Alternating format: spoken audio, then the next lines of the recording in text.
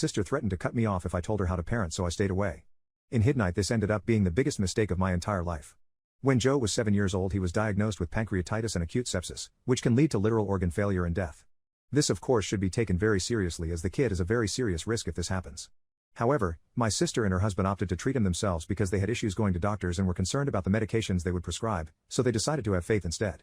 They did some research online and diagnosed Joe, despite having no medical experience, with a brain injury, PTSD and fetal alcohol syndrome.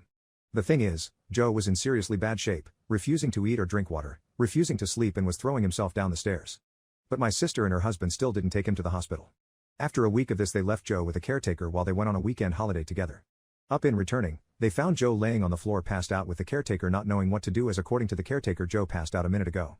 He offered to call the ambulance, but my sister and her husband refused, instead choosing to gather in a circle and pray for his recovery, and even go as far as drizzling olive oil on him. They put him to bed and told the caretaker they would take care of it, and asked him not to call the ambulance. After sleeping through the night, my sister and husband found Joe without a pulse, covered in vomit. They called the ambulance at that point, but it was too late. My sister and her husband both ended up getting 15 years in prison.